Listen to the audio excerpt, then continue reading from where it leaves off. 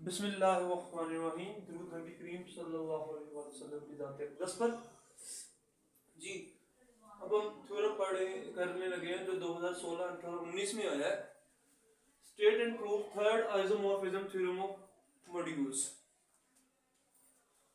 अब अगर हम देखें तो यूजुअली हर पेपर में कोई ना कोई आइसोमॉर्फिज्म थ्योरम आ रहा है।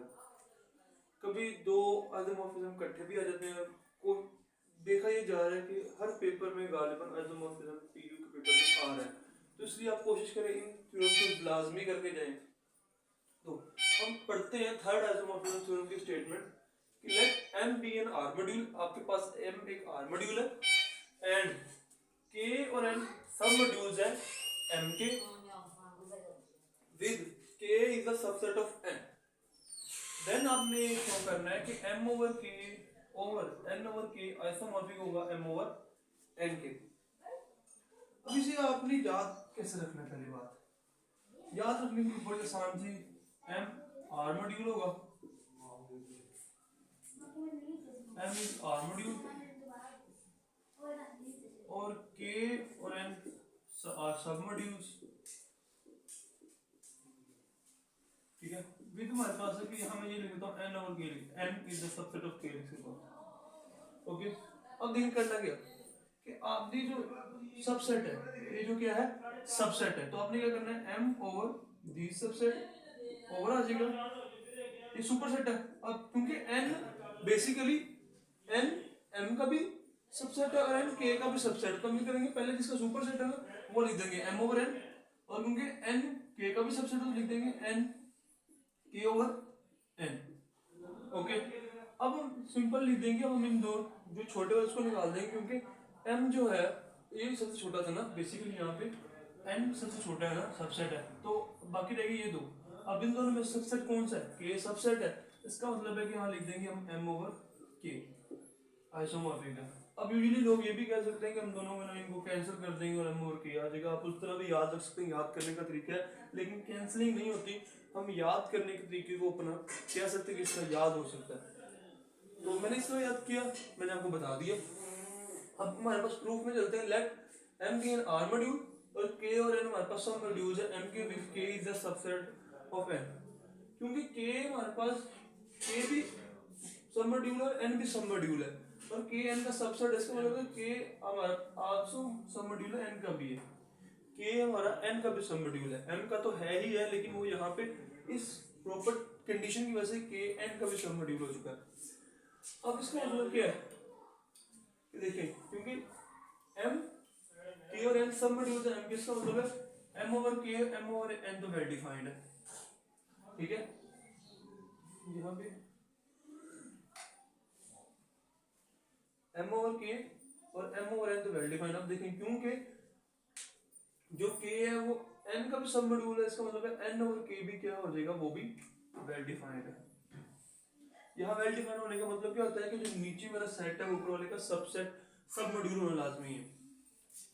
ओके, अब क्योंकि हमें ये पता है कि n is the subset of m, और ये होता है आपके पास एक इससे आप इम्प्लीकेशन निकाल सकते हैं कि इससे जो आप अगर इन दोनों के दरमियान क्वोशंट मॉड्यूल बनाते हैं with same module with same सब मॉड्यूल, तो वो भी आपस में क्या होंगे, ये रिलेशन रखते होंगे।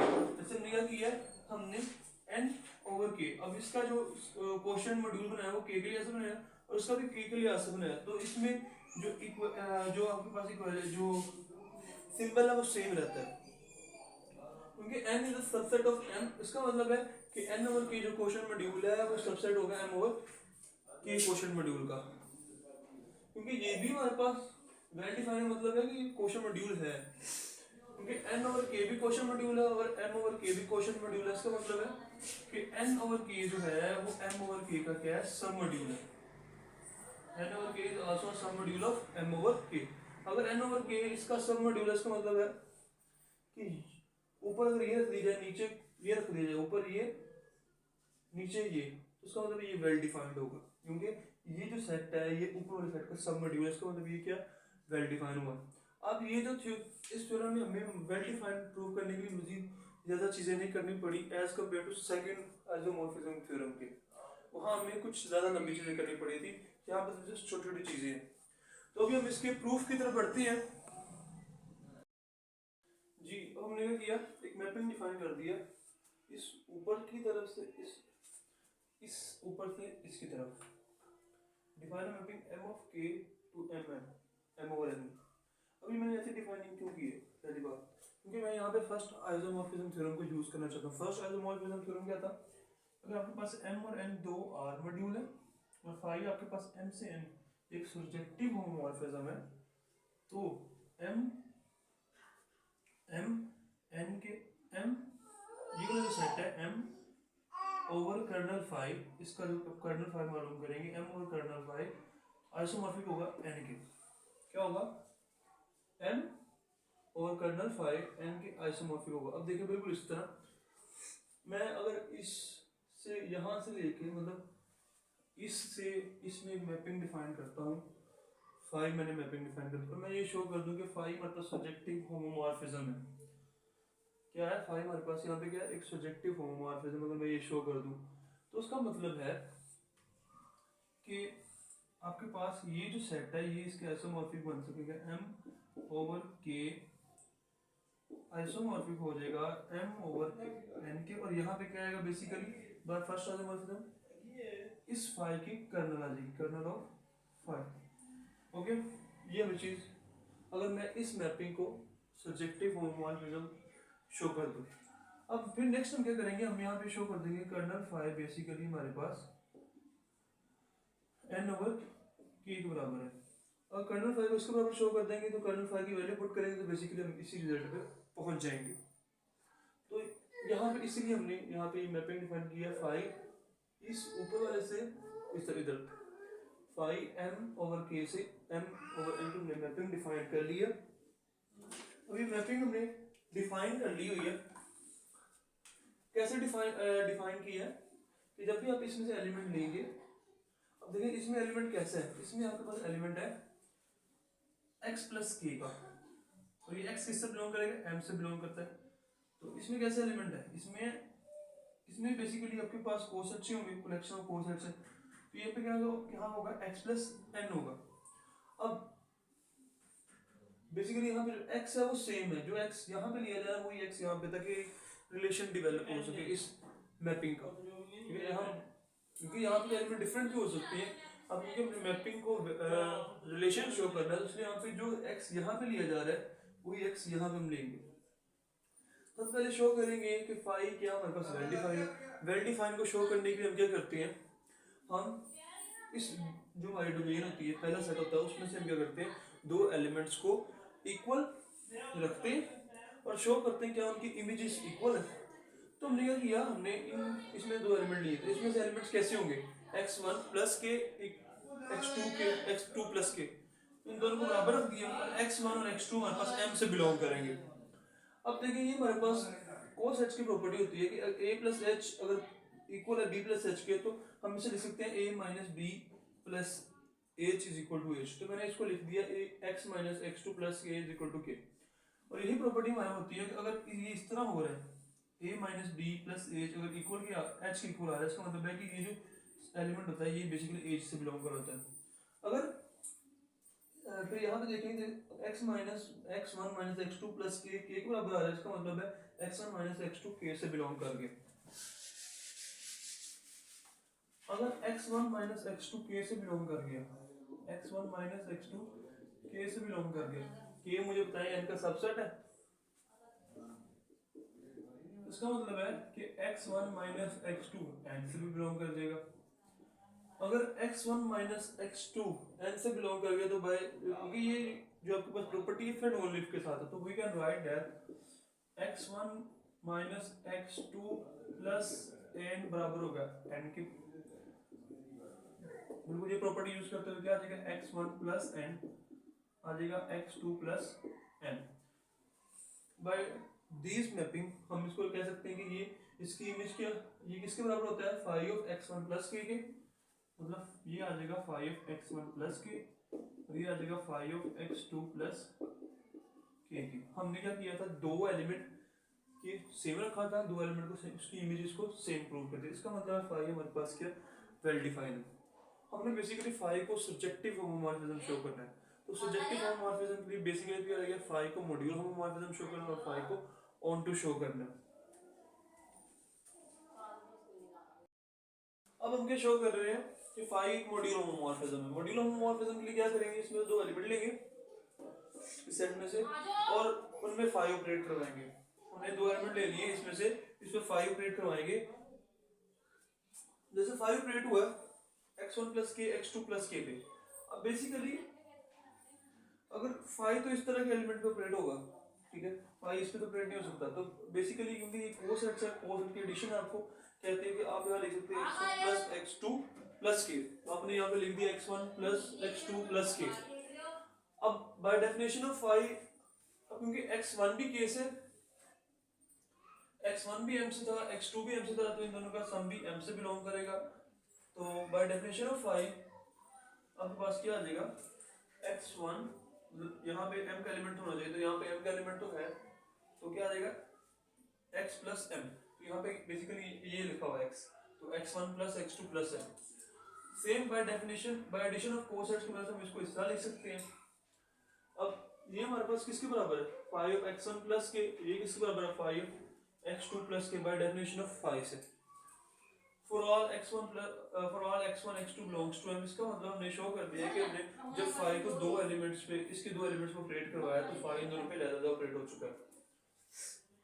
ये दो एलिमेंट कोई भी हो सकते हैं क्योंकि x1 यहाँ पे आर्बिट्रेरी था और x2 भी आर्बिट्रेरी था, इसलिए मैं यहाँ फॉर ऑल x1 x2 लिख दिया। अब कंसीडर करते हैं scalar multiplication r into module element.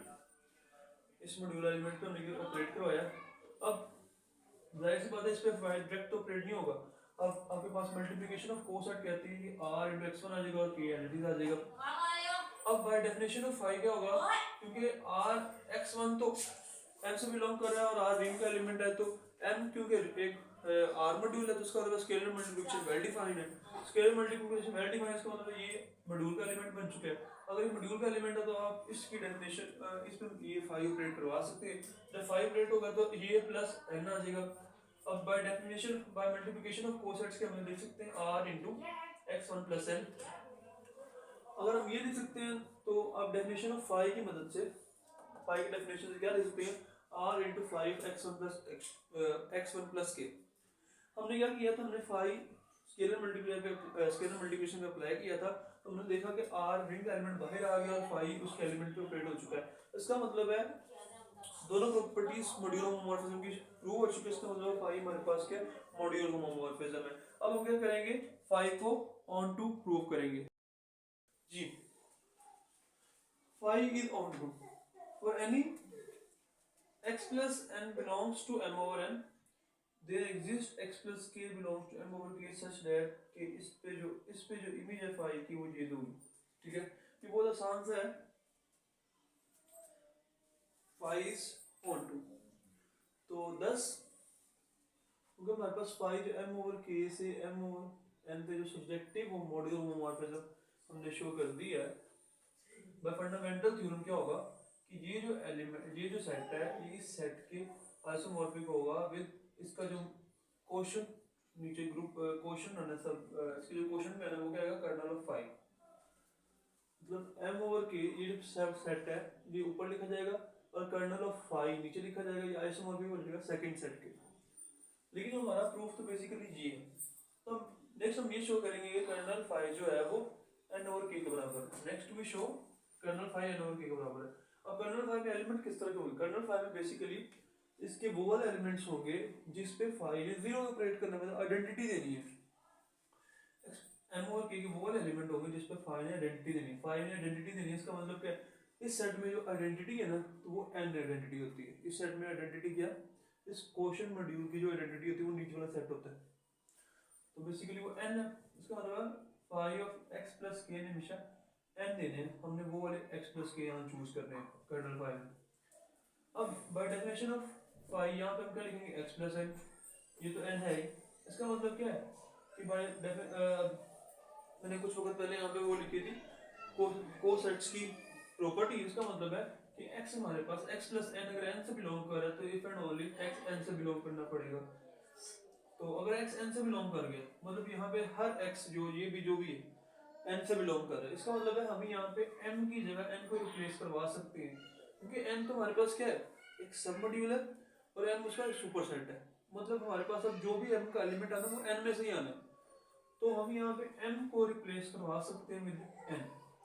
तो मतलब x प्लस के किससे बिलोंग करेगा, n ओवर k से। इसका मतलब क्या है, तो बेसिकली ये n ओवर k का ही सेट बन चुके हैं, तो kernel phi n over k बन चुके हैं। तो इसको आपने 1 में पुट आउट किया तो क्या होगा, m ओवर k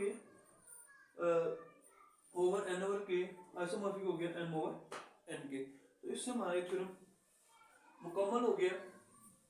उम्मीद है इंशाल्लाह आपको समझ आई होगी। अगर कुछ ना समझ आए तो आप मुझसे रब्ता कर सकते हैं। अल्लाह हाफिज़।